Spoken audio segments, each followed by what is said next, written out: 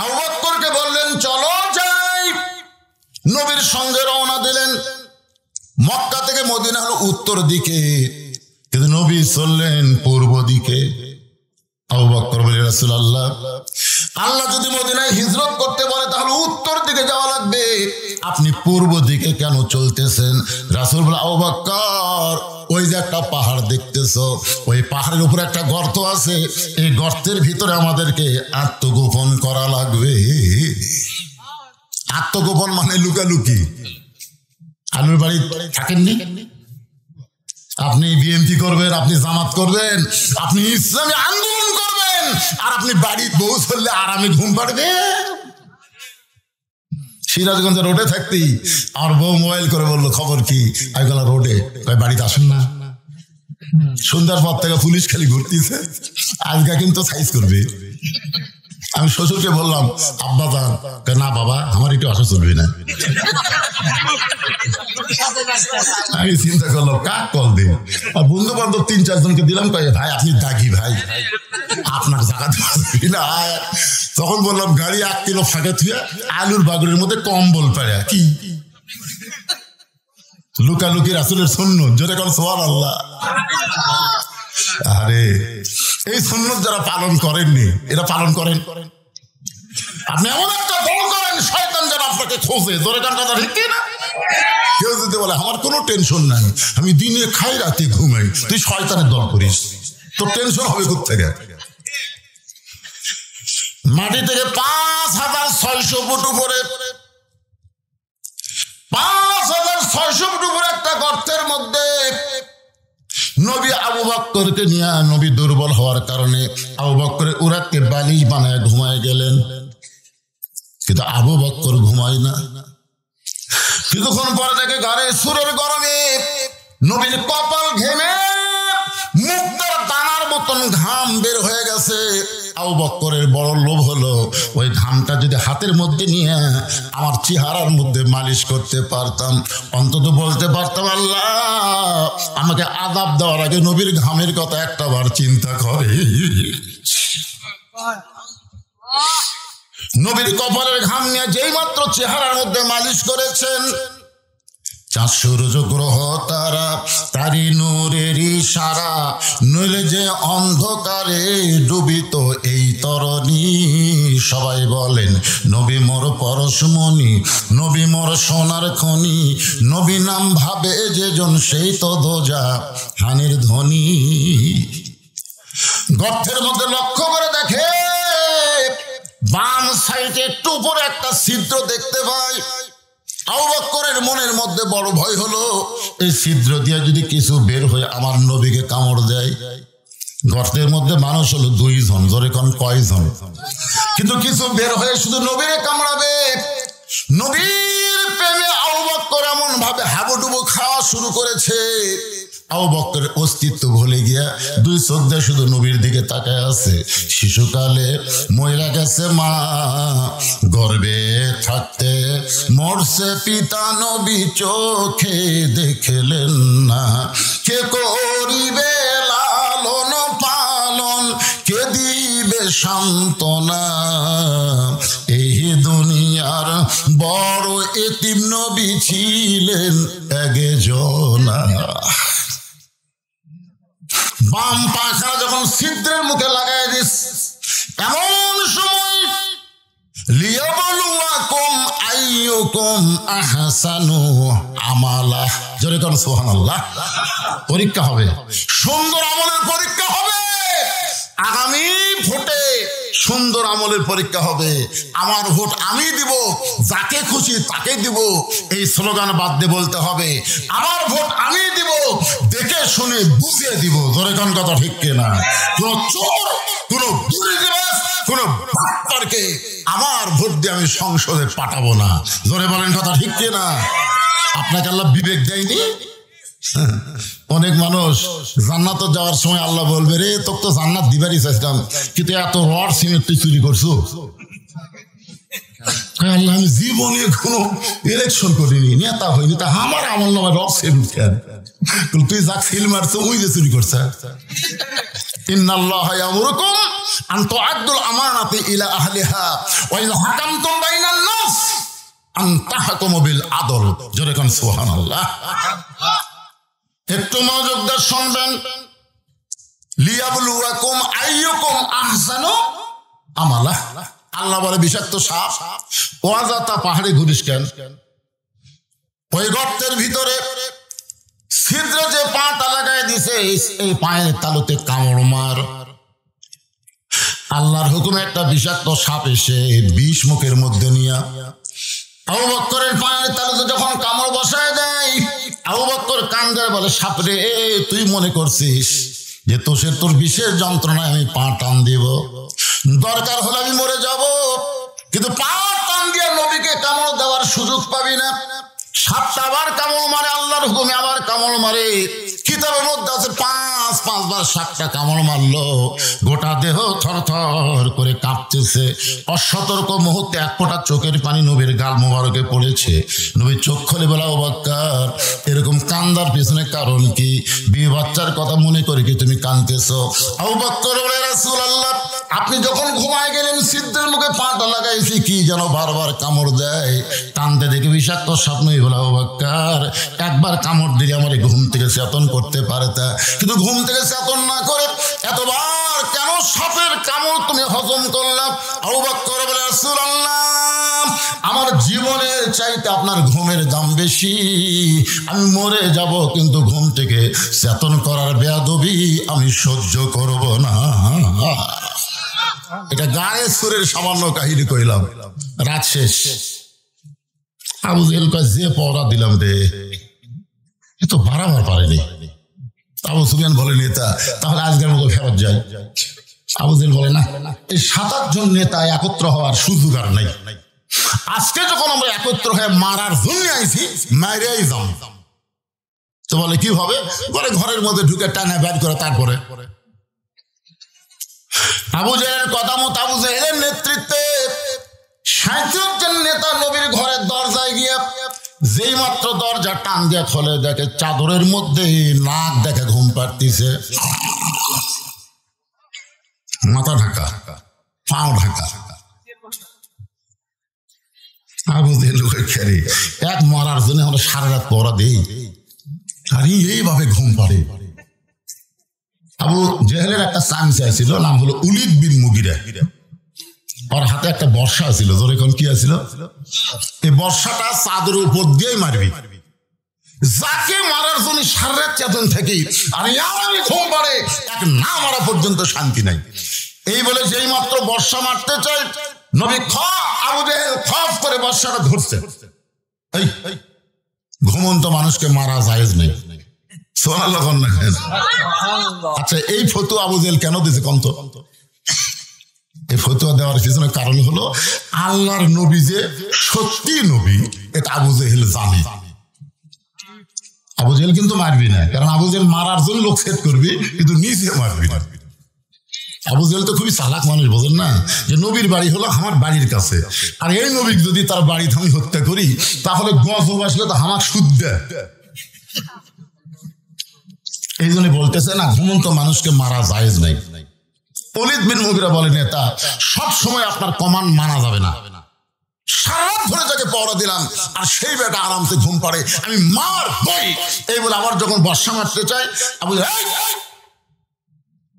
আমি নেতা থাকতে তুই চান্স এত গরম কেন? আজকে বাংলাদেশে দেখবেন অনেক নেতার চাইতে চান্সের মোশন বেশি। জোরে কোন কথা ঠিক না? বড় নেতা চাতি না, কিন্তু চান্সের অত্যাচার আমাকে থাকাই কঠিন। একটু মনোযোগ দিয়ে শুনবেন। আল্লাহ নবীর যত শত্রু ছিল, সবচাইতে বড় শত্রুর নাম হলো আবু জেহেল, আর সবচাইতে খারাপ শত্রুর নাম হলো উলিদ বিন মুগিরা। সবচাইতে বড় শত্রুর নাম কি? সবাই বলেন, বড় শত্রুর নাম কি? আর সবচাইতে খারাপ শত্রুর নাম কি? আমাদের বড় শত্রু কিন্তু ভারত। আপনি মানেন বা না মানেন, বাংলাদেশের জন্য সবচাইতে বড় শত্রুর নাম কি? আরো জোরে বলেন। ওরা নাকি 71 সালে আমাকে সহযোগিতা করছে। মেজর ডালিম যে আউট করে দিছে ইলিয়াস হোসেনের মাধ্যমে, আপনার দেখছেন। ভারত কিন্তু কোনো কালে আমাদের সহযোগিতা করেনি, ওরা আমাদেরকে অঙ্গরাজ্য বানানোর একটা চেষ্টা করেছে, ওর বাপের মাধ্যমে, তার মেয়ের মাধ্যমে। জোরে কোন কথা ঠিক কিনা? বাংলাদেশকে যদি অঙ্গরাজ্য বানাবার চাই, এইটা হলো ওলীদ বিন মুগিরার চাইতেও খারাপ। জোরে কোন কথা ঠিক কিনা? একটু মনোযোগ দিবেন। ওলীদ বিন মুগিরা নবীর সবচাইতে খারাপ শত্রু। আল্লাহর নবী যখন সাহাবীদের নিয়ে কথাবার্তা বলতেছিলেন, এমন সময় ওলীদ বিন মুগিরা সাইড থেকে চিল্লায় বলে, এই মুসলমানের নবী, আপনি যদি এতই ভালো হবেন তাহলে জন্মের আগে আপনার বাপ বলো কেন? আপনার বলেন তো, জন্মের আগে যে নবীর বাপ মরেছে, এটা কি নবীর দোষ? কেউ যদি বলে, হুজুর আপনি যদি এতই ভালোবাস করেন তাহলে আপনি এত কালো হলেন কেন? আপনি বলেন তো, কালো হওয়া কি আমার দোষ? কথা কন না কেন রে ভাই? যে বলছে আপনি যদি এতই ভালো মানুষ হবেন, ভালো নবী হবেন, তাহলে জন্মের আগে আপনার বাপ বললো কেন? সঙ্গে সঙ্গে নবীর চোখ দিয়ে দর দর করে পানি পড়তেছে। আল্লাহ বলে, নবী গো, যে আপনাকে এমন কটাক্ষ করলো, আপনার চোখের মধ্যে পানি বের করে দিল, আপনি কি তারা চিনেন? রাসূল বলে, আল্লাহ চিনবো না কেন? সে হলো মুগিরের বেটা ওলীদ। আল্লাহ বলতেছে, দুনিয়ার সবাই যেন মুগিরের বেটা ওলীদ, কিন্তু আমি আল্লাহ আপনাকে প্রকাশ করে দিলাম, উতুল্লিম বাদা জালিকা জানিম, সে মুগিরের বেটা ওলীদ না, সে হলো জারদ সন্তান। একমাত্র অবৈধ সন্তান যারা রাসূলের বিরুদ্ধে কথা বলবে তারা। জোরে কোন কথা ঠিক কিনা? বৈধ মায়ের সন্তান আলেম ওলামার বিরুদ্ধে কথা বলতে পারে না। জোরে কোন কথা ঠিক কিনা? এখন হয়তো বললেন, হুজুর রাসূলের বিরুদ্ধে বলুক, আলেম ওলামা নিয়ে আইছেন কেন? আলেম ওলামা কে? আল ওলামা ওয়ারাসাতুল আম্বিয়া। আমার এলাকার আওয়ামী লীগ বলতেছে, ভাই আসলে আল্লামা সাইদি হুজুর আল্লাহর ওলি। আমি বললাম, এত বছর পরে বলতেছিস কেন? তখন বলতেছে, হুজুর সাহস পাইনি, হুজুর তখন সাহস পাইনি, এখন বলতেছে। আমার এলাকার অনেক হিন্দু মাঝে মধ্যে আমার কাছে আসে, হুজুর আমরা আপনার দল কর্ম। আমি গেলাম, ক্যারে পাগলা, তুই হিন্দু মানুষ আমার দল করবি কেন? হুজুর আমরা হিসাব করে দেখলাম, এই কোরআন নিয়ে যারা রাজনীতি করে তাদের মতন ভালো মানুষ বাংলাদেশে নাই। একটা হিন্দু পর্যন্ত বলতেছে, আর একটা আওয়ামী লীগ বলতেছে সাইদি হুজুর আল্লাহর ওলি। লক্ষণ কিন্তু খারাপ না, কি বলেন? আরে যেটাই করছে তো ভাই রে, কিসের বাসা পাগলা? আমাকে লাভ হচ্ছে না, কোন লাভ হচ্ছে না? আল্লাহর বান্দার একটু মনোযোগ দিয়ে শুনবেন। ওলীদ বিন মুগিরা হলো উতুল্লিম বাদা যালিকা জানিম। এই কথা শুধুমাত্র নবী জানে, দুনিয়ার কেউ জানে? নবীরে কে জানাইছে? আরো জোরে। কয়েকদিন পরে নবী সাহাবীদের নিয়ে যখন গল্প করবে, ঠিক ওই সময় ওলীদ বিন মুগিরা এসে দাঁড়াইছে। নবী জানে আজকেও তো তার কামই হচ্ছে নবীর বিরুদ্ধে বলা। নবীর বিরুদ্ধে কিছু বলার আগে নবী বললেন, উতুল্লিম বাদা যালিকা জানিম। ওলীদ বিন মুগিরা মারছে দৌড়, এক দৌড়ে গেল মায়ের কাছে। জোরে বলেন, কার কাছে? সন্তান কেমন এটা কেউ না জানলেও কিন্তু তার মা জানে। যে সন্তান কোরআনের মাহফিলে বসে কিছুক্ষণ বসার পরে লাফদা ওঠে, আবার বাহিরে গিয়া ঘরে, আবার কিছুক্ষণ বসে আবার ওঠে, আবার ঘরে। আবার দেখবেন কিছু সন্তান বসি না, ওরা মাহফিলের বাইরে ঘুর ঘুর করে। জোরে কোন কথা ঠিক কিনা? এই সন্তান কেন এমন হলো? যদি জানবার চান তার মায়ের কাছে যান, জোর করে ধরলে অবশ্যই বলবে, এই সন্তান যখন পেটে ছিল আমি পেটত নিয়ে গোটা পাড়া ঘুর ঘুর করছি, পেটের মধ্যেই ওর ঘূর্ণি ব্যারাম হচ্ছে, বাইরে আইসা কোনো জায়গায় ঠিক মতো থাকবার পারে না। আর সন্তান যদি জন্মের আগে জন্ম হওয়ার কারণে ওই সন্তান সবসময় অস্থির থাকে। জোরে কোন ঠিক কিনা? অস্থির বোঝেন না? 2 দিন আগে জন্ম হচ্ছে, ঘুমের মধ্যে বাইর করে কাকের বাঁচা না মরারে, তখন পাও ধরে এরকম একটা ঘুরান দেয়, ওর মাথার ঝাঁকি লেগে কান্দে হচ্ছে। ওই যে মাথার ঝাঁকি খাচ্ছে ভাই, ওই ঝাঁকিতে ওই মোবাইল ছাড়া ভাত খায় না, ওই মোবাইল ছাড়া কান্না থামে না। জোরে কোন কথা ঠিক কিনা? সন্তান ভালো না মন্দ এটা জানি কে? আরো জোরে। আমার মায়েরা কিন্তু বলেছে গত বছর হুজুর আমাকে কোনো ওয়াজ করে নাই, ফাঁকি দিয়ে চলে গেছে, কিন্তু আজকে হুজুর ফাঁকি দিলে চলবে না। আমার মায়েদের জন্য কিছু ওয়াজ কোরআনে আছে না নাই? জোরে কর, আছে না নাই? কি হয়েছে বাবা? 1300 বছর আগে কয়টা প্রশ্ন? আপনারা হয়তো মনে করবেন হুজুর এই প্রশ্নের উত্তর নিজেই জানে না, কি এক ওয়াজ করলো, খালি ধরে থুলো কইল না। তো এই প্রশ্নের উত্তর আগে আমার মা বোনদের কিছু ওয়াজ করা লাগবে, যেরকম ঠিক কিনা? কারণ আমার মা যদি ভালো হয়, বউ যদি ভালো হয়, আগামীতে যে সন্তানগুলো দুনিয়াতে আসবে, এই সন্তানগুলো জন্মের সাথে সাথেই ইসলামী আন্দোলনের কর্মী হবে। যেরকম কথা ঠিক কিনা? ভালো সন্তান কোনোদিন একদম বাগদম ঘোড়াডম সাজা এই শিক্ষা হাতত নিবে না। ওরা কোরআনকে একমাত্র শিক্ষা এবং চরিত্র উন্নতির শিক্ষা, নৈতিকতার শিক্ষা হিসাবে গ্রহণ করবে। যেরকম ঠিক কিনা? ইকরা পড়ো বিইসমি রাব্বিকাল্লাযী খালাক, যে আল্লাহ তোমাকে সৃষ্টি করেছেন। আমাদের স্রষ্টার নাম কি? সে আল্লাহর নামে আমাদের শিক্ষা গ্রহণ করা লাগবে। একটু মনোযোগ দিয়ে কথাগুলো শুনবেন। সমস্ত মুসলমানের কাছে নাস্তিকেরা 6টা প্রশ্ন ছুড়ে দিয়েছে। মুসলমান আলেমেরা প্রশ্নের সামনে পড়ে নাস্তানাবুদ করি, আল্লাহ দেখতে কেমন? আমরা তো দেখিনি, তাহলে বলবো কেমন? আল্লাহ কোন জায়গায় আছে? আমরা দেখছি। মুসা নবী বলছিল রব্বি আরিনি, আল্লাহ আপনাকে দেখবার চাই। আল্লাহ কইছে লান্তারানি, সম্ভব না। আল্লাহ ঢপটা কেমন? আল্লাহ কোন দিকে বসে আছে? আল্লাহ এখন কি করতেছে? আর নবী ব্যাপারে তারা প্রশ্ন করেছে, নবী কোন দরজা দিয়ে আল্লাহর আরশে গেল? দরজা দেখান লাগবে। সমস্ত আলেমেরা প্রশ্নের সামনে যখন নাস্তানাবুদ, মুহররম মাসের 10 তারিখে বিশাল একটা কনফারেন্স, বিশাল একটা মিটিং করা হলো। সেই মিটিং এর মধ্যে খ্রিস্টানদের পাদ্রী এবং নাস্তিকদের ধ্বজাধারী ঘোষণা করে দিল, এই 6টা প্রশ্নের উত্তর যদি মুসলমান দিবার পারে, তাহলে আমরা সব নাস্তিক মুসলমান হয়ে যাব।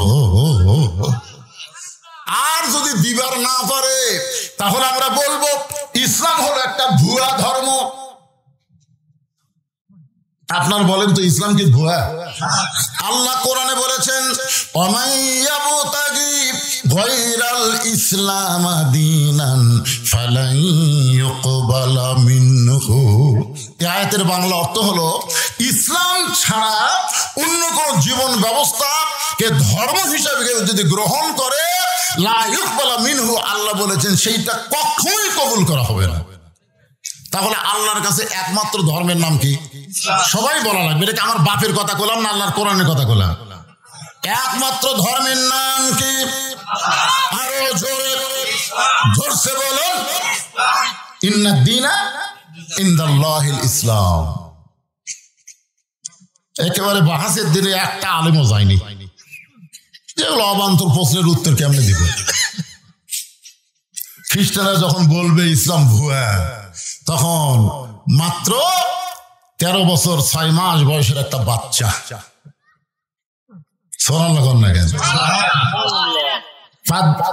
নাস্তিকদের সামনে দাঁড়ায় বলতেছে, যে নাস্তিকেরা তোমরা যে 6টা প্রশ্ন করেছো, আল্লাহ চাহে তো আমি উত্তর দিব ইনশাআল্লাহ। নাস্তিকদের সভাপতি প্রেসিডেন্ট বলতেছে, যখন হাতি ঘোড়া গেল তল, ভেড়া কয় কত জল। কত বড় বড় আলেম যখন একটাও দাঁড়ানোর সাহস পেল না, একটা পুচকে ওর হাতে ছিল আল্লাহর কোরআন। এই কোরআনটা ওই ছেলেটার হাতে ছিল। সোহানাল্লাহ বলেন। কোরআনকে বুকের মধ্যে জাপটে ধরে একটা চুমা খাইছে। চুমা খাওয়ার পরে বলতেছে, ওয়ানুনাজ্জিলু মিনাল কোরআনি মা হুয়া শিফাউ ওয়া রাহমাতুল লিল মুমিনিন। আলামিন না, মুমিনিন। মুমিনদের সমস্ত রোগের ঔষধ হলো শিফা স্বরূপ আল্লাহ কোরআন দান করেছে। যেরকম সুবহানাল্লাহ, যার স্লোগান হলো সব সমস্যার সমাধান দিতে পারে আল কোরআন। আপনারা বলেন তো, খ্রিস্টানদের কাছে কোরআন আছে, হিন্দুদের কাছে কোরআন আছে, ইহুদের কাছে কোরআন আছে। কোরআন আল্লাহ মুসলমানকে হুদাল্লিল মুত্তাকিন, মুত্তাকিদেরকে আল্লাহ ব্যবস্থাপত্র হিসাবে, জীবন বিধান হিসাবে আল্লাহ দিয়েছে। ধরে কোন সুবহানাল্লাহ। নাস্তিকদের সভাপতি বলতেছে, এই বাচ্চা এই যা, না না উত্তর দিবার যাচ্ছি তো, উত্তর দিবার জন্যই চাইছি। হ্যাঁ এই বাচ্চা কয় গিরে বলে, শোনেন আপনারা যারা যতগুলো নাস্তিক আছেন কমপক্ষে 2-3 হাজার হবেন, আপনার বলেন তো আজকে এই মাহফিলে এই বাহাসের সমাবেশে সবচাইতে সম্মানী ব্যক্তি কে? যে প্রশ্ন জানে উত্তর জানে তিনি, না যিনি শুধু প্রশ্ন জানে তিনি? সবাই বলতেছে আজকের এই মাহফিলে সবাই প্রশ্ন জানে কিন্তু উত্তর তো কেউ জানে না। ছেলে বলতেছে আমি জানি। এখন আপনারা বলেন আজকের এই মাহফিলে সবচাইতে দামি কে? সবাই বলতেছে যিনি প্রশ্ন জানে উত্তর জানে তিনি হলেন দামি। তাহলে আমি কেন মাটি দাঁড়িয়ে থাকবো? যিনি চেয়ারে বসে আছেন উনি চেয়ার ছাড়েন, আমি চেয়ারের মধ্যে বসতে চাই।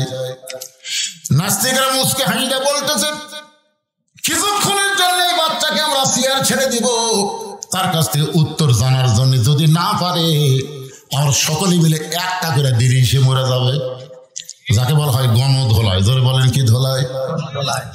ওই বাচ্চাটার নাম হলো নোমান ইবনে সাবেত। মাইকের সাউন্ড হঠাৎ এরকম খারাপ হলো কেন? মাইকের সাউন্ড তো ভালোই ছিল, হঠাৎ খারাপ করলে কেন বাবা? এতক্ষণ তো ভালোই ছিল।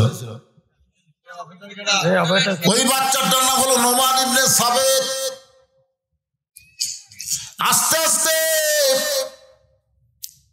নাস্তিকদের চেয়ারের কাছে গিয়া চেয়ারে বসে কোরআন থেকে তেলাওয়াত করলেন, তুইজ্জু মান তাশা ওয়া তুযিল্লু মান তাশা বিয়াদিকাল খায়র ইন্নাকা আলা কুল্লি শাইইন কাদির। রে নাস্তিকেরা, তোমরা আল্লাহ ব্যাপারে একটা প্রশ্ন করেছিল, মুসলমানের আল্লাহ এখন কি করে বলো তো? আল্লাহ ব্যাপারে 5টা প্রশ্নের মধ্যে নবী ব্যাপারে একটা প্রশ্ন। আল্লাহ ব্যাপারে কয়টা? তার মধ্যে একটা প্রশ্ন হলো মুসলমানের আল্লাহ এখন কি করে। আমার আল্লাহ তাআলা যে সন্তানকে কেউ চিনত না সেই সন্তানকে চেয়ারে বসাই দিল, আর চেয়ারের মানুষটা আল্লাহ কুদরতি হাত দিয়া ঘাড় ধরে নামায় দিল। এই মুহূর্তে আল্লাহ তাআলা হাসিনাকে তাড়ায় ইউনুস রে বসায়া দিল। আপনার বলেন তো আল্লাহ পারে কি পারে না? একজন বলে কয় হুজুর আসলে ইউনুস বসার কারণে আমার একটা গজল বারবার মনে হয়। এগুলো কি গজল ভাই? আমরা যখন শুনলাম ডোনাল্ড ট্রাম্প আমেরিকার প্রেসিডেন্ট হলো তখন কিছু গুজব লিক বলা শুরু করলো, এইবার ইউনুস পলাবি কোন দিক দিয়ে? কিন্তু আমার একটা গজল খালি আমার ইমান বেড়ে দেয়। কি গজল? বলে নবী ইউনুস নবীরে খাইল মাছেতে গিলিয়া, ফেরেশতা পাঠাইলেন আল্লাহ ইসমে আজম দিয়ে। একটা মাছ পর্যন্ত ইউনুসকে হজম করতে পারে নাই। ইউনুস নবীর নাম হওয়ার কারণে ডক্টর ইউনুসকে ভারত হজম করতে পারবে না, আমেরিকা হজম করতে পারবে না, উগলা বের করে দেওয়া লাগবে। জোরে কোন কথা ঠিক কি না? ইউনুস নবীরে খাইল মাছেতে গিলিয়া, ফেরেশতা পাঠাইলেন আল্লাহ ইসমে আজম দিয়া। দমে দমে সে হরদম পড়ে সে ইসমে আজম, মাছেরই উদর হইতে বাঁচাইলা প্রাণ। সবাই বলেন আল্লাহু আল্লাহু তুমি জাল্লে জালালুহু, শেষ করা তো যায় না গে তোমার গুণগান। আপনারা গতকাল ফেসবুকে দেখছেন, গতবার দেখেন নাই? বাংলাদেশের সব উপদেষ্টা নাকি পল আছে। ভারত একটা চ্যানেল থেকে বলতেছে ইউনুসকে আর খুঁজে পাওয়া যাচ্ছে না। দেখেন না আপনারা? হাসনাত সাজিদ কোথায় গেল আর খুঁজে পাওয়া যাচ্ছে না, অনুবীক্ষণ যন্ত্র লাগালেও আর দেখা যাচ্ছে না। চট করে নাকি আপা চলে আসতেছে, তোমরা সজাগ থাকো। কি গুজব রে! এখন কিছুদিন পর দেখা লাগবে বাংলাদেশের গুজবটাই হলো সবচাইতে বড় গুজব। জোরে কোন কথা ঠিক কিনা ভাই? একটু মনোযোগ দিয়ে শুনবেন। নাস্তিকদের লক্ষ্য করে ছেলেটা বলতেছে, রে নাস্তিকেরা, তোমরা আল্লাহ ব্যাপারে একটা প্রশ্ন করেছিলা, মুসলমানের আল্লাহ কোথায় আছে? তোমরা কি আল্লাহ দেখবার চাও? নাস্তিকেরা সবাই মুচকি মুচকি হাসতেছে, এইটা পারবি না। 13 বছর 6 মাস বয়সের বাচ্চাটা বলতেছে, আল্লাহ যদি দেখবার চাও তাহলে একজন আমার কাছে আসো। একটা নাস্তিক যেই মাত্র কাছে আইছে কান সরা বরাবর মারছে সব কাছে সাথে সাথে কান সারা বরাবর মারছে সর। কান সারা মানে কান ছাড়া। আপনারা ছোট বাচ্চাকে মারে ঠসা করেন না, দুই একটা মানে কান সাপটা মারে।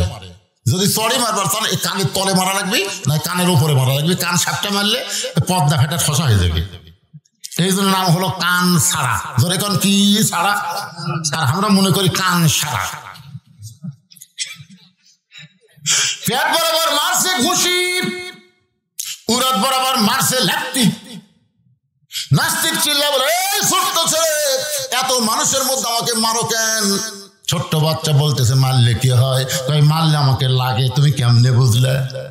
আমি জীবিত মানুষ মাত্রই বুঝি মারলে লাগে। ছোট্ট বাচ্চা মুসকে মুসকে হাসের বলে, এ জীবিত মানুষ, তোমাকে চড় মারলে লাগে, লাত্তি মারলে লাগে, ঘুষি মারলে লাগে। তুমি বলো তো, তোমার জীবনকে তুমি কোনোদিন দেখছো? না, আমি তো জীবন দেখিনি। তো জীবন না দেখে বিশ্বাস করলে কেমনে? বলে, জীবন গোটা দেহকে নিয়ে বিরাজ করতেছে।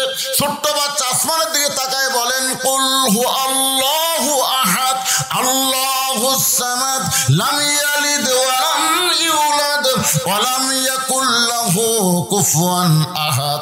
একবার পড়লে 10 পারার সওয়াব পাওয়া যায়, 3 বার পড়লে 1 খতম পড়ার সওয়াব পাওয়া যায়। অন্য জায়গায় আল্লাহ বলেছেন, রে আমার বান্দারা, তুমি যেখানেই থাকো না কেন আমি আল্লাহ তোমার সঙ্গে আছি। জোরে গান সুবহানাল্লাহ। আমরা যদি আল্লাহর বান্দা হই, ওয়াহুয়া মাকুম আইনামা কুনতুম, বান্দা তুমি আছো যেখানে, আমি আল্লাহর পাওয়ার, আল্লাহর শক্তি, আল্লাহর দয়া তোমাদের সাথে আছে না নাই? এজন্য আছে না নাই? নাস্তিক বলতেছে, আমি কোনোদিন তো জীবন দেখিনি। তুমি না দেখে যদি বিশ্বাস করো জীবন তার দেহের মধ্যে আছে, আমিও মুসলমান হয়ে বলতেছি, আমরা আল্লাহকে না দেখেও বিশ্বাস করি আল্লাহ গোটা বিশ্বের জগৎ মিলে বিরাজ করতেছে। আমরা যেদিকে তাকাই সেদিকে আল্লাহ আছে না নাই? সেটা কি? আল্লাহ তো আছে। সেটা আল্লাহর কি দেখেন আপনারা? দেখতেছেন না? যেদিকে তাকান সেই দিকে আল্লাহর রহমত, আল্লাহর দয়া, আল্লাহর শক্তি আছে না নাই? ধরে আছে না নাই? তোমরা ইহুদির বাচ্চাদের হাতে অস্ত্র দিবা, আর ফিলিস্তিনের মুসলমান ছোট ছোট বাচ্চাকে ওরা গুলি করে মারবে। এমন একটা গুলি আমেরিকা দিছে যে গুলির সাউন্ড হবে না, বোঝা যাবে না, আইসা লাগবে, যেখানে গুলি ঢুকবে ওইখানে পুড়ে যাবে। ও, তোমরা মুসলমানের বাচ্চাদেরকে পুরানোর জন্য গুলি দিবা, আর আল্লাহ বসে থাকবে। এমন আগুন আমেরিকা দিছে, বুঝলেন? হায় হায় রে, আমেরিকা খালি পুড়ে সারকার হয়ে যাচ্ছে। তোর এখন কথা ঠিক কিনা? ওরকে যত প্রকার শক্তি আছিল লিবে না, আগুন আর লিবে না। তখন আমেরিকার সরকার মুসলমানের কাছে গিয়ে বলতেছে, ভাইজান আমাদের পাওয়ার শেষ, তোমরা এখন আজান দাও। দেখেন ইউটিউবে দেখেন নাই? মুসলমানের আজান দিচ্ছে, যতদূর পর্যন্ত আজানের শব্দ যায় ততদূর পর্যন্ত আগুন লিবা যায়। যেরকম সুবহানাল্লাহ। এ পর্যন্ত 1300 খ্রিস্টান মুসলমান হয়ে গেছে। এইভাবে আগুন জ্বলবে, মুসলমান আজান দিলে আগুন দৌড়াবে, সব শক্তি চুরমার হবে। ভগবানের কোনো শক্তি নাই, ঈশ্বরের কোনো শক্তি নাই, গণের কোনো শক্তি নাই। শক্তি একমাত্র আমার আল্লাহর। জোরে কোন কথা ঠিক কি না? খেলাত পড়ে আল্লাহ। গাজীপুরে নৌকা গাড়ি থুয়ে মাছনা বাড়ি যমুনার ওই পারে আমার মাহফিল। 100 জন যাত্রী নৌকার ভিতরে। নৌকা যখন নদীর মাঝখানে হঠাৎ আসমানে কালো মেঘ করে বাতাস উঠছে। এত জোরে বাতাস উঠছে, 2 হিন্দু নৌকার মধ্যে আসছিল। ওরা 2 জন আমার কাছে আসে, কয় হুজুর কিছু করেন। আমি বললাম, কি করবো ভাই? আজান দেন। আমি বললাম, কে রে ভগবানের জাত, আজান কি? হুজুর তিরস্কার করেন না, আমাদের বাড়ি হলো মুসলমান এলাকা। এইরকম বিপদ হলে একবার আজান দিলে কমে, 2 বার দিলে বন্ধ হয়। আমি বললাম, তোকে ভগবানের খবর কি? আমাকে ভগবান হুজুর লড়ে না, এই জায়গা মতোই থাকে, ওর পাওয়ার বেশি দূর নাই। খেলাত বললে হিন্দুরাও আল্লাহ হয়। কথা কর না কেন? কথা কর না রে নাস্তিকের বাচ্চারা। তোমরা 3 নম্বর প্রশ্ন করেছো, মুসলমানের আল্লাহর আগে এই দুনিয়াতে কে ছিল? তোমরা প্রশ্ন করেছো, মুসলমানের আল্লাহর আগে এই দুনিয়াতে কে ছিল? যেরকম আমি বলি আমার আগে আমার বাপ, তার আগে আমার দাদা, তার আগে আমার পদদাদা, তার আগে আর একজন, কিন্তু আল্লাহর আগে কে আসলো রে? এটা নাস্তিকদের প্রশ্ন, আমাদের প্রশ্ন না। আমরা সবাই জানি কুল ও আল্লাহু আহাদ। আমাকে এরকম প্রশ্ন মনের মধ্যে কোনদিন হয়েছে? আসো আমার কাছে, একজন আসো, বলে না কাছে যাওয়া যাবে না, কারণ কাছে গেলে পিটন হয়। ধরে কারণ কাছে গেলে কি হয়? 13 বছর 6 মাসের বাচ্চা বলতেছে কাছে আসলে পিটন দেব না, আসো। যেই কাছে আসছে বলে গণনা শুরু করো, 1 2 3 4 5 6 হয় না, ভালো করে গোনো। 1 2 3 4 5 কয় হয় না, ভালো করে গোনো। সমস্ত নাস্তিক চিল্লে বলে ছোট্ট ছেলে যতবার গুনতে বলো ততবার গুনতেছে, এখানে হয় না কেন? বলে যতবার গণনা শুনতে চাই ততবার 1 থেকে গণনা ধরো, 1-এর আগে কি আছে এইটা কেন বলতেছো না? সমস্ত নাস্তিক বলে 1-এর আগে কিছুই নাই। তাহলে শুনে নাও, আমার আল্লাহর আগে এই দুনিয়াতে কিছুই ছিল না। লিল্লাহে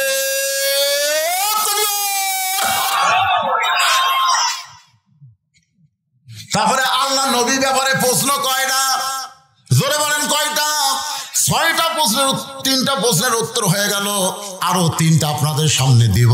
আপনাকে শুনবেন না, কিন্তু আমার মা বোনদের জন্য ওয়াজ করতে চাই। আমি ওয়াজটা বন্ধ করে রাখছি, মায়েরা শোনেন। বেশি ওয়াজ আপনাদের জন্য নাই, মাত্র 4টা ওয়াজ রাসূল করেছেন। 1 নম্বর কি? 5 ওয়াক্ত নামাজ।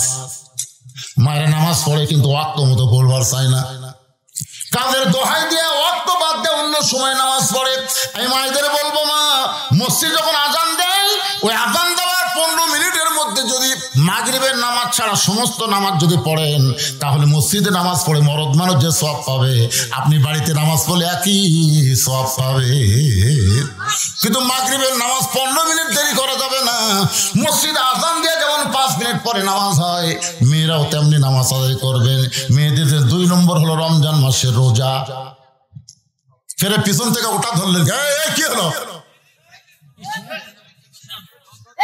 না না, এরা যে একবারে 4-5 জন কি মেয়ে মানুষের ওয়াজ শুনবেন না? আপনারা শুনবেন না?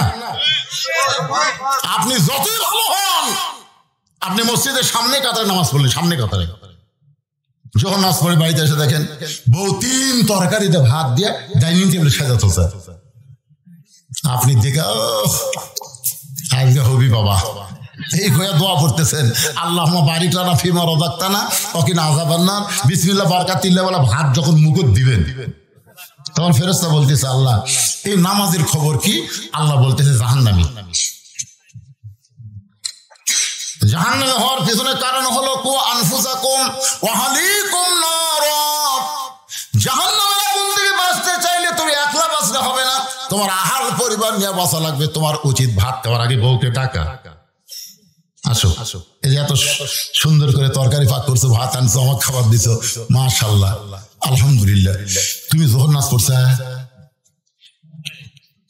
না আমি গোসলই করিনি, তখন আপনার উচিত কি ভাত খাওয়া?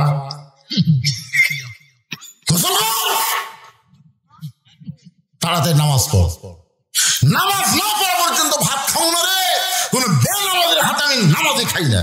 যা বউ দৌড়ে গিয়ে গোসল করছে, যখন নামাজ পড়ে এসে স্বামীকে যখন আবার খাবার বসে, স্বামী বলতেছে হুন্না লিবাসুল লাকুম ওয়া আনতুম লিবাসুল লাহুন্না। একলা খামোকে, 2 জন একসাথে খাবো। স্বামী স্ত্রী 2 জন মিলে যখন খাবার শুরু করেছে, ফেরেশতা বলে আল্লাহ খবর কি? আল্লাহ বলে স্বামী স্ত্রী 2 জনই জান্নাতি। আমার মায়েরা শুনে, 1 নম্বর হলো নামাজ, 2 নম্বর হলো রমজান মাসের রোজা, 3 নম্বর হলো স্বামীর কথা মতো চলা, স্বামীর খেদমত করা, আর 4 নম্বর হলো সতীত্বের হেফাজত, পর্দা করা।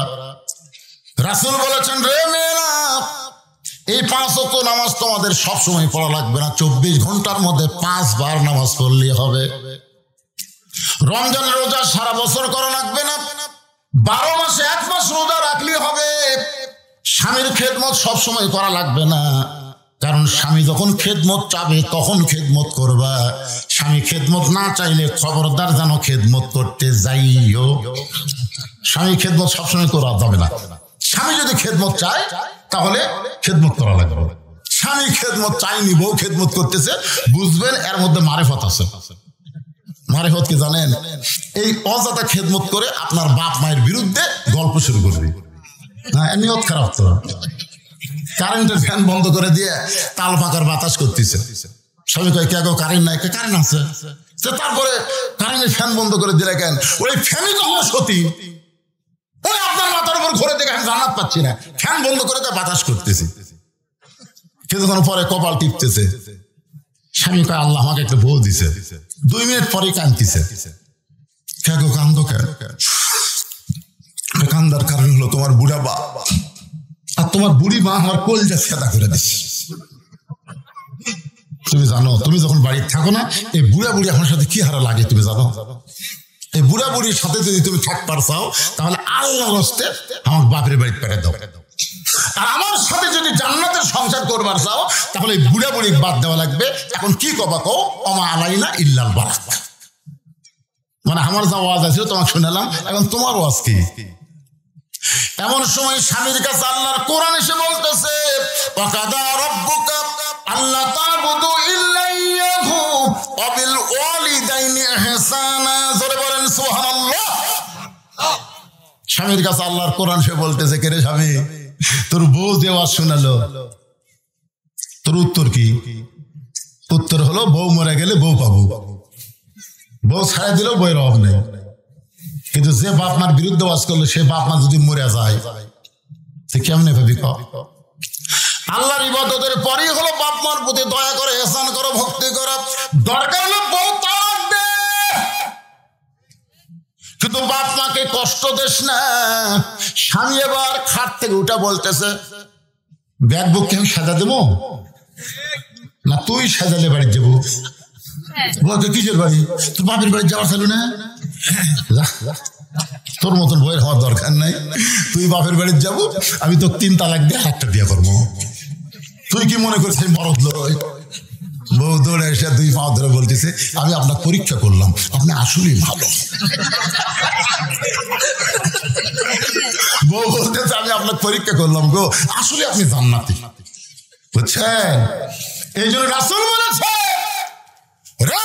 স্বামীর খেদমত করবা, যখন স্বামী খেদমত চাবে তখন করবে। অযথা খেদমত করতে যাও না, অযথা খেদমত করলেই শয়তান তোমাকে ধোঁকা দিবে। 4 নম্বর হলো সতীত্বের হেফাজত, পর্দা করা।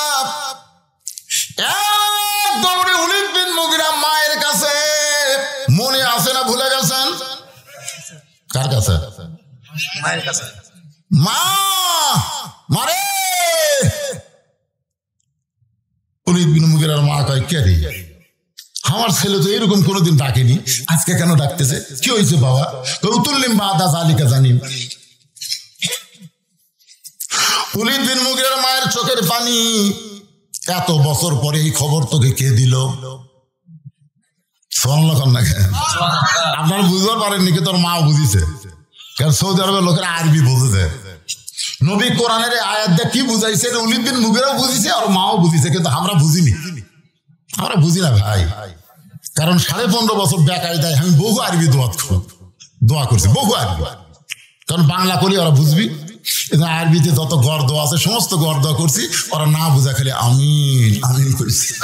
আমি মনে মনে কইলাম আলিমদের বিরুদ্ধে লাগিস না, আলিম যখন বাংলা পারবি না তখন আরবিত মার দিয়ে চলে যাবি। ধরে কোন কথা ঠিক না?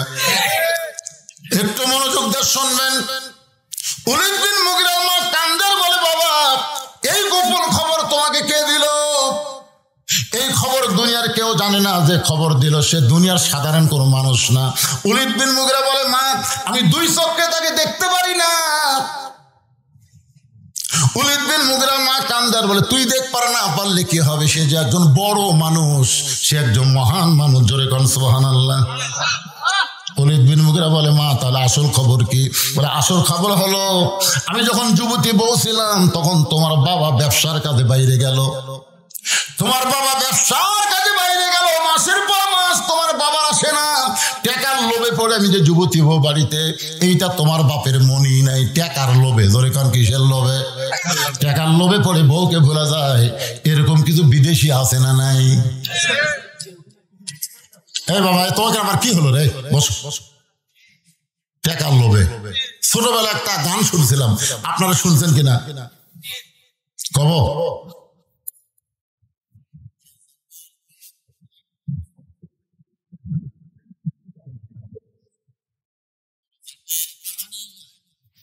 না, তোমার জামাই চাকরি করে ময়নাগঞ্জ সুগার মিলে, মাসে মাসে পত্র পাঠায় ঘরে আসে না জামা, তোমার জামাইরে বাহারি আমি যাব না। যাই কি হবে, কুলবালুস বুকের মধ্যে নিয়ে ঘুম ধরে না। আসতেছেন? একটা যুবতী বউকে তুই একটা যুবক স্বামী যদি মাসের পর মাস বিদেশে থাকে,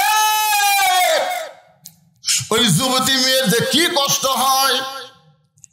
মাঝে মধ্যে গভীর রাত্রে গান গায়, একা একা কেন ভালো লাগে না, কোনো কাজে মন যেন বসে না, আমার কি হতে কি হইয়া গেল, আমি নিজেও তো কিছু বুঝি না।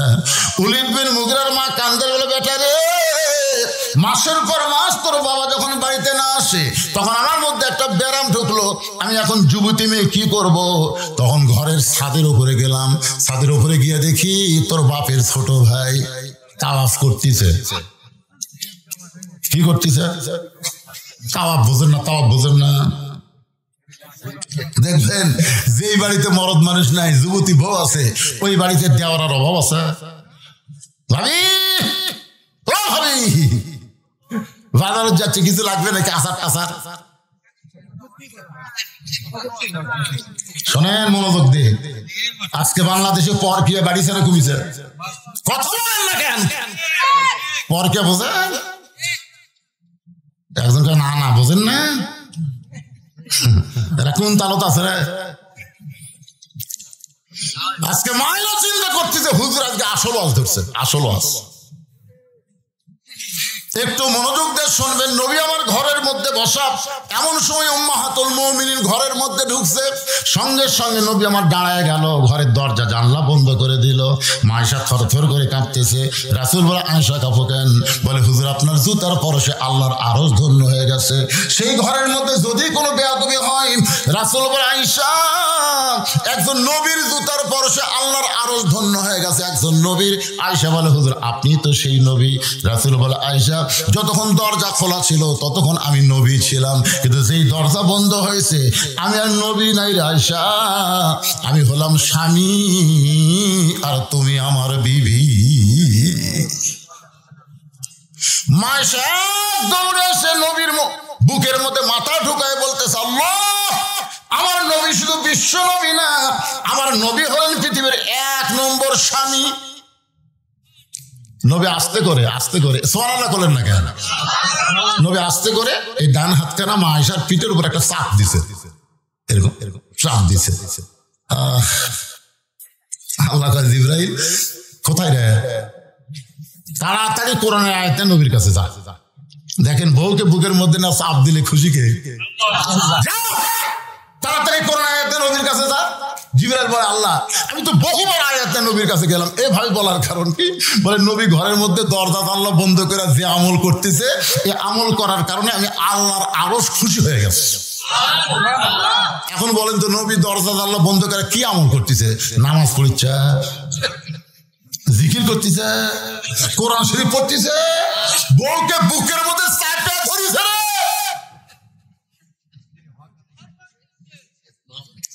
ফেরেশতা জিবরাইল এসে বাহির থেকে সালাম দেয়, আসসালামু আলাইকা ইয়া রাসূলুল্লাহ। নবী চমকে উঠছে। আয়েশা বলে, হুজুর চমকে উঠলেন কেন? জিবরাইল আচ্ছা। আয়েশা ভাই, একটা সময় হলো, আপনি আমাকে বুকের মধ্যে চাপা ধরলেন, আর এই মুহূর্তে ফেরেশতা জিবরাইল আসলো। রাসূল বলে, কোনো টেনশন নাই, স্বামী স্ত্রী যেভাবে প্রেম করে আল্লাহ ছাড়া দুনিয়ার কেউ যাবে না। সুবহানাল্লাহ কোন না কেন? স্বামী স্ত্রী প্রেম আর প্রেমিক প্রেমিকার প্রেম দুটাকে এক। স্বামী স্ত্রী কিন্তু ছোট বাচ্চাও যদি ঘর থাকে, ওই না ঘুমানো পর্যন্ত বউ আদর করে না। দেখেন, বাচ্চা আছে, নিজের জন্ম দেওয়া বাচ্চা, তারপর চাইয়া আছে করে দাদির কাছে দাও, নানির কাছে দাও, না হয় চকলেট কিংবা পেটে দাও, এই থাকা অবস্থায় কাম করা যাবে না। সুবহানাল্লাহ কোন না কেন? নিজের স্বামী বউকে আদর করবে, তারপরে দরজা জানলা বন্ধ করে। আর এই সারা কুত্তারা যেটি সেটি 14 ফেব্রুয়ারি ভ্যালেন্টাইন ডে। কেরে পাগলা পার্কে রমনা পার্কে ওই যেখানে আজকে দিনের বেলা ওয়াজ করলাম, ওটি তো ব্যানিয়াত হতে পারি।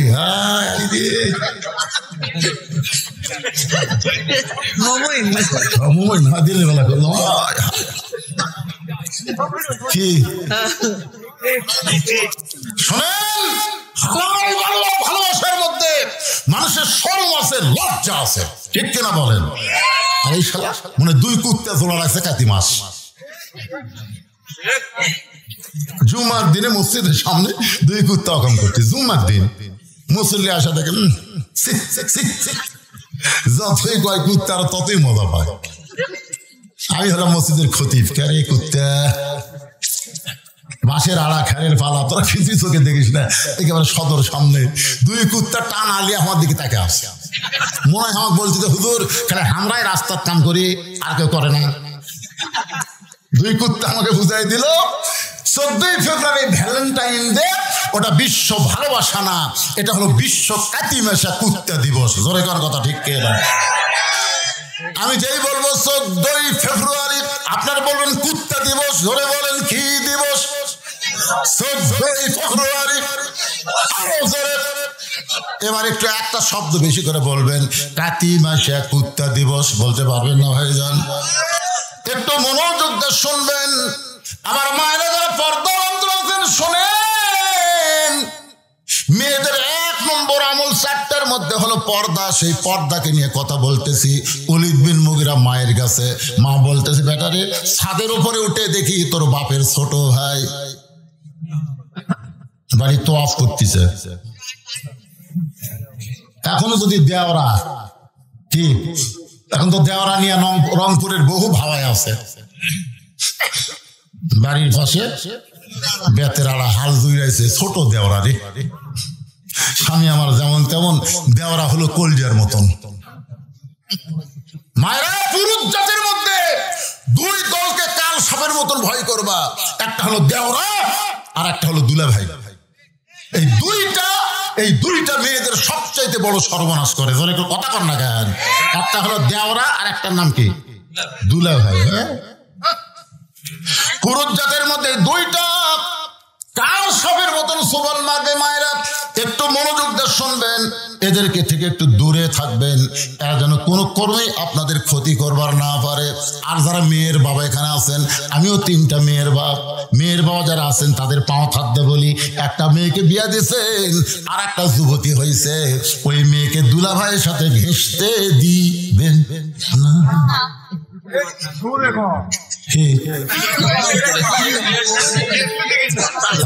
ঘেঁষতে মানে কাছে আসতেই দেওয়া যাবে না। আপনি মেয়ের বাপ হোসেন থেকে আপনি ঠকে গেছেন নাকি? আপনি জানেন একটা মেয়ের বাপ একটা জান্নাতের মালিক, 2টা মেয়ের বাপ 2টা জান্নাতের মালিক, 3টা মেয়ের বাপ নবী বলেছেন আমার সাথে জান্নাতে থাকবে, আমার সাথে।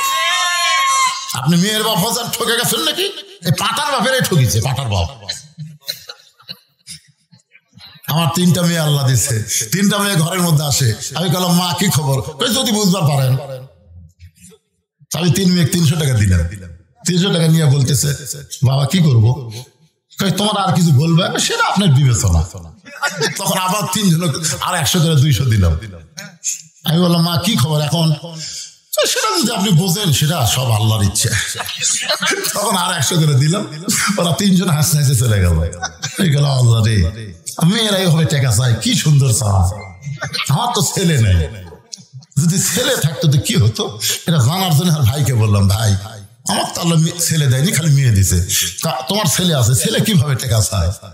আর ভাই মাটির দিকে টাকা থেকে বলতেছে, সালার লাগবে 106,000। আমি সেই দিনই বুঝেছি, ভাই বেটার চাইতে বেটি ভালো। সুবহানাল্লাহ না? ছেলেকে সব ভালো ভালো জমি দিচ্ছেন, দিয়ে আপনি হজ করে গেছেন। মেয়েকে ছেলেদের বলছেন, তোমার বোনকে তো কিছু দেওয়া লাগবে। ওই রাস্তার ধারে ওই জমি আবাদ হয় না, দোপা জমি, ঘৃণা করে একটা জমি দিয়েছে।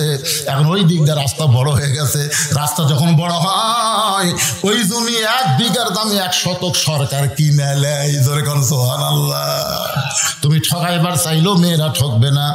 আমার বাবাদেরকে লক্ষ্য করে বলতেছি, হজ করতে যাবেন, হজ করতে যাওয়ার আগে একটা সম্পদ কাউকে যদি দলিল করে দেন, আপনার হজ আল্লাহ কবুল করবে না। আপনি জীবিত অবস্থায় কেন দিবেন? মরার পরে যাই যেমন পাও না, আল্লাহ সে ফারাজ আল্লাহর কোরআনে দিয়েছে। ধরে কোন কথা ঠিক না? একটু মনোযোগ দিয়ে শোনেন। নাস্তিকদের 6টা প্রশ্নের মধ্যে 3টার উত্তর আমি দিয়েছি, বাকি 3টার উত্তর এখন আমি আপনাদের সামনে দিবার চাই। শুনবেন না ভাইজান? ওই গাড়ির সুরের মধ্যে আবু বকর নবীকে নিয়ে আসে, আর হযরত আলী চাদরের তলে। একটু খেয়াল করবেন, ওলীদ বিন মুগীরা বর্ষা মারবে, আবু জেহেল বর্ষাটা খপ করে ধরে বলতেছে, ঘুমন্ত মানুষকে মারা জায়েজ কি মনে নাই? আমি সব ওয়াজগুলো কোরআন আমার সামনে আপনাদেরকে শোনাবার চাই, কিন্তু মাঝে মধ্যে ওটা বসা থেকে আমার ভাইয়েরও টেনশন ধরে গেছে। কি আপনার বলে মাগরিবের নামাজের পর ওয়াজ করলে কলজা বলে ভরে না। আজকে ওয়াজ করতেছি কেবল তো 12টায় বাজেনি রে, 12টা বাচ্চা। তাহলে এরকম পেশাব ঘন ঘন লাগতেছে কেন?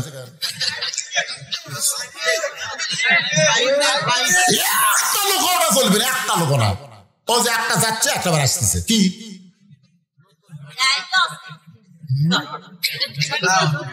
আপনারা বলেন পেশাব লাগতেছে?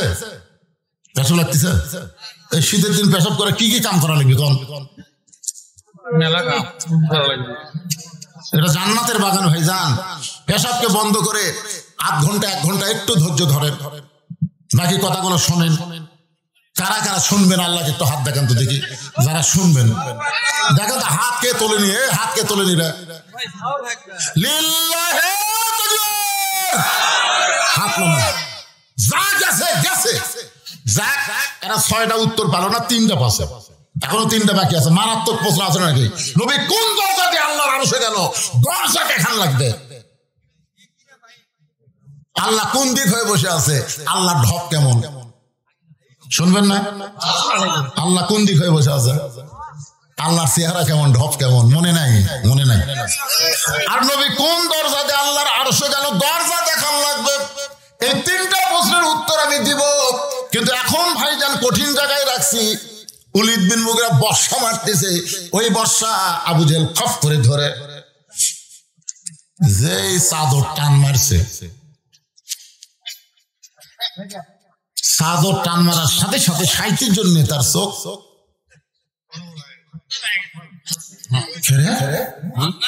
কি কি কি কি পড়া দিছিস? আমরা দেখছি সবসময় সুতাই তো আছে, কিন্তু পরিবর্তন কেমনে হলো? আমরা মাঝে মাঝে দেখছি কি করতেছে, ঘরের মধ্যে লাগ দেয়, ঘুম পাড়তেছে। আরে কি হয় পরিবর্তন? আলী যত রাগ সব আলীর উপর। কোন দিকটা পড়াবো রে? আলী মুচকি মুচকি হাসতেছে। 2 কারণে হাসি। এক কারণে হলো যে নবী এখন নিরাপদে আছে, জোরে কর না সুবহানাল্লাহ। আর একটা কারণ হলো তোরা 37 জন কি পড়া দিল? হযরত আলী 2 কারণে মুচকি মুচকি হাসতেছে। আবু জেহেল বলতেছে, আলী কোন দিকটা পলায় গেল? আলী বলতেছে, আমি ঘুমের মধ্যে ছিলাম, তোমরাই তো চেতন ছিলে। তাহলে কোন দিক দিয়ে গেল সেইটা তোমরা না ধরে ঘুমের মানুষকে জিজ্ঞাসা করো। এমন কথা যেই বলেছে হযরত আলী, আবু জেহেলের মুকুট পড়ছে ছাই। উত্তর দেওয়ার কোনো বুদ্ধি নাই। আবু জেহেল বলতে, চলো যাই, এখন পর্যন্ত পলাবার পারে নাই। আমার মনে হয় এই সময়ের মধ্যে কোনো রাস্তা না গিয়া কোনো গর্তের মধ্যে লোকে আছে। চলো পাহাড়ের যত গর্ত আছে সমস্ত গর্তগুলো আমরা খুঁজতে থাকবো। এই কথা বলে যখন 37 জন নেতা হযরত আলীকে ছেড়ে রওনা দিয়েছে, এমন সময় হযরত আলী দাঁড়ায় বলতেছে, এই নেতারা এদিকে তাকা। সমস্ত নেতারা যখন তাকাইছে, হযরত আলী ভাবে কি? আবু সুফিয়ান বলতেছে, এই তো ঘুমের মধ্যে থেকে পলানোর চান্স করে দিল, একে আগে সাইজ করলে দিবি। আর হি বলতেছে এই জন্যই তো ডাকতেছি। আলী চিন্তা করতেছে ঘুমের ভিতর থেকে আমার কিছুই হয়নি, আমি আরামে ঘুম পাচ্ছি আর আমার নবী নিরাপদে গেছে। আর এই সময় যদি এদের সাথে একটু খেলবার না পারি, খেলতে খেলতে সময় যাবে, নবী আরো দূরে চলে যাবি। ধরে কর সুবহানাল্লাহ। এটা কি কালা মনে করছেন মাজাত বল নাই? কোন মতে টেতো দু টাকায় খেলা হবে, খেলা হবে। রে পাগলা, খেলবার গেলে মাজাত বল থাকা লাগবে রে পাগলা। আলী বলতেছে আয়। খালি আল্লাহ নবী যদি আমাকে বলতো আলী 37টা ছাড় পোকা আমার খুব ডিস্টার্ব করতেছে, তুই আলী একটু সাইজ করতো, এতক্ষণ তোরা ফেরত যাবার পারত না। কিন্তু নবী আমার ঘুম পারবার কথা, এই জন্য আমি ঘুম পারছি। এখন কি বুঝতেছেন? 37টা কি ছাড় পোকা, খালি নিয়ম।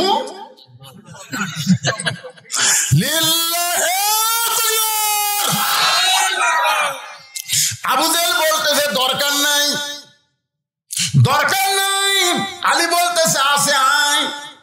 আবু জেহেল বলতেছে নাই কেন? আবু জেহেল জানে আলী শুধু আলী না, আলী হচ্ছে আসাদুল্লাহিল গালিব। আল্লাহ আলীকে ইসলামের জন্য সিংহ করে দুনিয়াতে পাঠাইছে। সুবহানাল্লাহ। সিংহ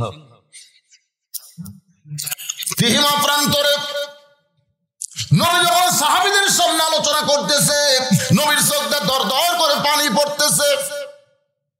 সাহাবীরা বলে রাসূলুল্লাহ এত সুন্দর আলোচনা করেন, আপনি কেন কাঁদতেছেন আমরা তো বুঝবার পারি না। রাসূল বলে সাহাবীরা রে, তোমরা শুনলে আশ্চর্য হবে। মক্কার সবচেয়ে বড় বীর নাম হলো আমর, আমাকে হত্যা করার জন্য কাবা ঘর শপথ করে বলেছে মুসলমান নবীকে হত্যা না করে আমি দুনিয়ার কোনো পানি পান করব না। সে আমর আমাকে হত্যা করার জন্য রওনা দিয়েছে। আমর প্রতি সন্ধ্যায় 21 কেজি খাদ্য খায় আর 3.5 ওজনের তরবারি নিয়ে জিহাদের ময়দানে যায়। সে আমর আমাকে হত্যা করার জন্য রওনা দিয়েছে। এইটা জানার পরে চোখটা দরদর করে পানি আসতেছে। সাহাবী বলে রাসূলুল্লাহ আমরা তাহলে দোয়া করি আমর এখানে আসার আগেই যেন আল্লাহ তার হাত পাও লুলা করে দেয়। এই কথা যখন ওসমান বলেছে নবী দোয়া করবেন, এমন সময় আল্লাহ কোরআন থেকে আয়াত নাজিল করে বলে ইয়া আইয়ুহান নাবিয়্যু হামজিল মুমিনিনা আলাল কিতাল। ওগো নবীজি, কাফের বেঈমান মুসলমানদেরকে হত্যা করবে আর মুসলমান দোয়া করে সেই হত্যা থেকে বাঁচতে চাবে, এইটা আর চলবে না। এই দুইটা হাত খালি দোয়ার হাত না, এই দুইটা হাত হলো লাঠি ধরার হাত, এই দুইটা হাত হলো অস্ত্র ধরার হাত। জোরে কোন ঠিক কিনা? নবী দোয়া করে বলে নাই তোমাদের মধ্যে কেউ আসো, আমার কাছে আসার আগে তার সামনে যাওয়ার পারবা। সব সাহাবী চোখ বন্ধ করে চিন্তা করে প্রতি সন্ধ্যায় 21 কেজি খায় আর তরবারির ওজন হলো 3.5 মণ। এর সামনে কে যাবি রে? সবাই যখন চিন্তা করতেছে পিছন দিক থেকে আলী দাঁড়ায় বলতেছি ইয়া রাসূলুল্লাহ আমি যাবার চাই। রাসূল বলেন বস, তুই ছোট মানুষ, তুই কি বুঝিস? বড় বগুলো মাথা নিচু করে চিন্তা করে পিছন থেকে আমি যাবার চাই। বুড়িয়া গুলা সব খালি ফতুয়া দেয়, ইসলামের সাথে রাজনীতির সম্পর্ক নাই। আর আবু সাইদি সর্বপ্রথম অস্ত্রের সামনে দাঁড়ায়। ধরে কোন কথা ঠিক কিনা? মার মার। দেখেছি বিএনপি কোন জায়গায় ঢুকে গেছে, খুঁজে পাওয়া যাচ্ছে না। জামাত ইসলাম অনলাইনে মিটিং করতেছে এই হাসিনার ভয়ে। ধরে কোন কথা ঠিক কিনা? বাতিলের সাথে আপোষ করে বেঁচে থাকার চেয়ে মরা ভাই ভালো। কি মনে করতেছেন? পিছন দিক থেকে দাঁড়াইছে। হুজুর আমি আলী আমরের সামনে দাঁড়াবার চাই। রাসূল আলী প্রতি সন্ধ্যায় 21 কেজি খাদ্য খায়, 3.5 ওজনের তরবারি জিহাদের ময়দানে যায়। আলী বলতেছে আল্লাহর ঈমান আমার ভিতরে, নবীর মহব্বত কলিজায়, পৃথিবীর তামাম শক্তির সামনে আমি আলী একা দাঁড়াবার চাই। রাসূল বলে কাছে ডাইকা বলে ওসমান তোমার বাড়িতে কিছু আছে? তরবারি ছুরি? হুজুর আমার বাড়িতে একটা ছুরি আছে উট কুরবানির জন্য। রাসূল বলে ওরে নিয়ে আসো। একটা তরবারি নেন, নবীর হাতে দিলেন। নবী তাকিয়ে দেখেন 27 ইঞ্চি, ওজন হবে 1 কেজি। আর কয় মন নিয়ে আসতেছে? 3.5 মন। 1 কেজি ওজনের একটা ছুরি আলীর হাতে দিয়ে বলে, আলী তরবারির বিরুদ্ধে তসফি টুবি চলবি না, তরবারি চলবি। সুবহানাল্লাহ কোন না কেন? বিসমিল্লাহ বলে হযরত আলী যেই মাত্র দেয়, একদম উল্লাসে রাসূল ডাকতে বলে, আলী রে তোমাকে সাবার কইছি, তাই বলে এত জোরে দৌড়াও কেন? বলে ইয়া রাসূলুল্লাহ, ওই কাফেরের আমর আপনার পবিত্র চেহারা দেখার আগে আমি আলী ওকে জাহান্নামে পাঠাবার চাই। লিল্লাহি তাকবীর। এক দৌড়ে আমরের সামনে, পিছনে হাজার কয়েক কাফেররা মিছিল করতেছে, মুসলমানের নবীকে কেউ বাঁচাবার পারবে না, মুসলমানের নবীকে কেউ বাঁচাবার পারবে না। সবাই যখন মিছিল করতেছে, হাতির মতন আমর খালি সামনে হাঁটতেছে, কিন্তু আলী একবারে মিডল পয়েন্ট থেকে বুক বরাবর খাড়া হয়ে গেছে। আমর থেকে দেখে এই কোমর বরাবর আছে। কে রে বেটা, তোর বাপ নাই, তোর কেউ নাই দুনিয়ায়? এই বীরের সামনে এই চাকু দিয়া তো কে পাঠাচ্ছে রে? চাকু যেটা গরু জব করে তার নাম হলো ছুরি, আর যেটা চামড়া ছেলে তার নাম কি? এই বীরের সামনে তোর চাকু দিয়ে কে পাঠাইলো? সঙ্গে সঙ্গে হযরত আলী আল্লাহর কোরআন থেকে একটা আয়াত তেলাওয়াত করে ওই চাকুর আগায় ফুঁক দিয়া আমরের সামনে একটা টান মারছে মাটির উপরে। টান মাইরা বলতেছে, রে কাফেরের পাটা, তুই কত বড় বাপের বেটা, আল্লাহর নবীকে হত্যা করা দূরের কথা, এই দাগটা ডাঙ্গায়া এক ধাপ সামনে যা। তুই কত বড় বাপের বেটা, আল্লাহর নবীকে হত্যা করার জন্য রওনা দিয়েছিস, খালি এই দাগটা পার হয়ে গেলে এইটাকে বলা হয় হায়দারি হাঁক। ধরে কোন কি হাঁক? ভারত আমাকে ভয় দেখায়, আমরা বলবো হ্যাঁ, 3 হাতে একটা লাঠি আর কোমরের মধ্যে খুর, লাঠি দিয়ে পাড়ে ধর্ম, খুর দিয়া গোড়া কাটবো না রে, আগা কাটা খালি পোলটা দিব রে, খালি পোলটা দিব, খাতনায় মুসলমান হয়ে কলমা পড়বি। জোরে কর কথা ঠিক না? ভয় করতেছেন? দেখেন দেখেন মুসলমান, দেখেন একটা দাগ দিয়ে বলতেছে কত বড় বাপের দাগ পার কেমন কথা বলেছে, আমার খালি থর থর করে কাঁপতেছে। এই কথা আলী বলে নাই, ইমানের বলে বলিয়ার হয়ে মুসলমানের জবান দিয়ে আল্লাহ বলাইছে। ধরে কোন কথা ঠিক কিনা? খালি পার হ, খালি পার হ। সমস্ত কাফেররা বলতেছে মারেন মারেন। একটা পুচকা আপনার সামনে কি কথা বলে, আপনি কেন দাঁড়ায় আছেন? মারেন মারেন। আমর যখন তরবারিটা ঘাট থেকে নামায়া আলীকে মারতে চাই, ইত্তাকু ফিরাসাতাল মুমিনিনা ফাইন্নাহু ইয়ানজুরু বিনুরিল্লাহ। আলী তখন তাকায় দেখে ওইটা তরবারি না, ওইটা আল্লাহ কাঠের তক্তা বানায়া দিছে।